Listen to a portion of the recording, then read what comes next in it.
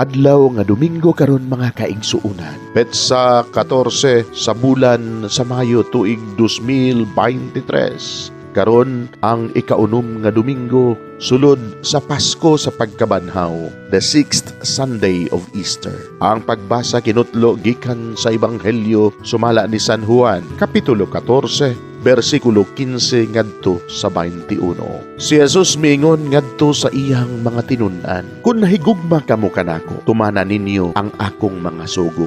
Mangayo ako sa Amahan ug hatagan kamo niyag laing magtatambag aron makig-uban kaninyo hangtod sa kahangturan. Siya mao ang espiritu sa kamatuoran. Ang kalibutan dili makahimo pagdawat kaniya kay dili man kini makakita o makaila kaniya. Apan kamo nakaila kaniya kay nakig-uban siya ug nagbuyo diha kaninyo. Dili ko kamo biyaan nga daw mga ilong tuwapos. Mubalik ako kaninyo. Sa dili madugay ang kalibutan, dili na makakita kanako, apan kamo makakita kanako. Og kay ako buhi man, mabuhi usab kamo. Inigabot niya tong adlaw, mahibalo kamo nga ako anaa sa Amahan og kamo ania kanako. Sama nga ako anaa usab kaninyo. Ang mudawat sa akong mga sugo ug magtuman niini mao ang nahigugma kanako. Ang akong Amahan mahigugma kaniya nga nahigugma kanako ug ako usab mahigugma kaniya ug magpaila sa akong kaugalingon ngadto kaniya." Mga igsoon, ang Ebanghelyo sa Ginoo. Daygon ikaw, o Kristo.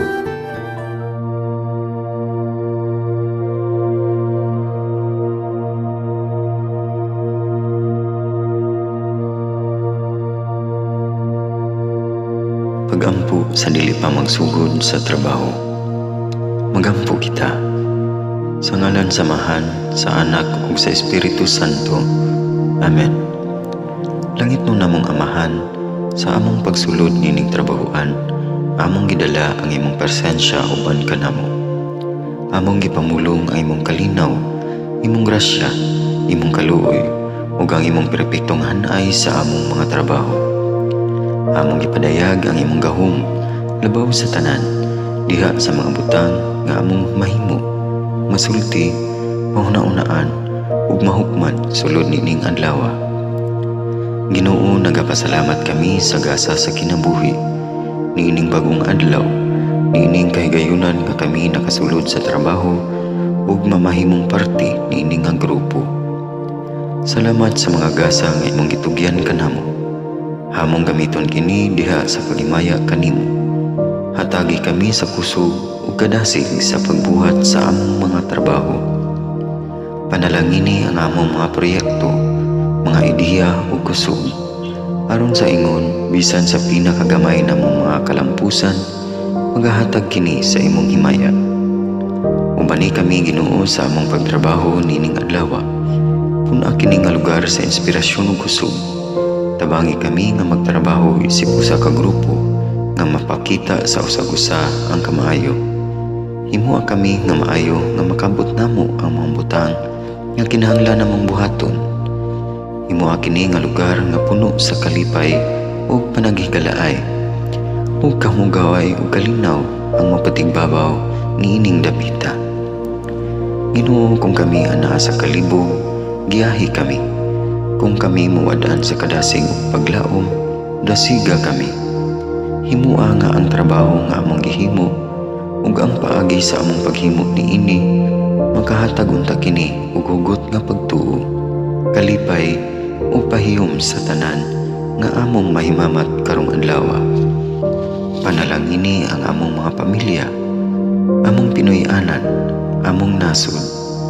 Himua nga magmatidud-anon kami sa pagtagad ug pag-amuma sa kalikupan ug sa tanang may kinabuhi diha sa pagbuhat kanamo sa pagkabuot sa imong pangandoy alang sa hustisya ug kagawasan.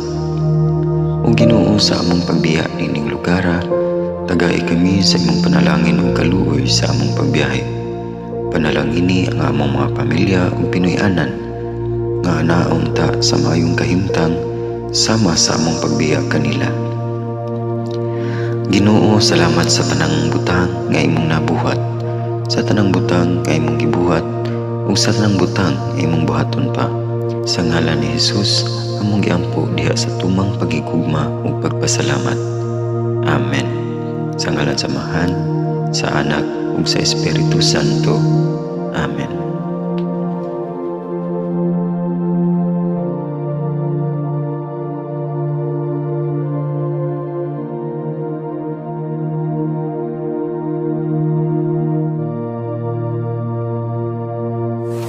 Wow, wow, wow, wow.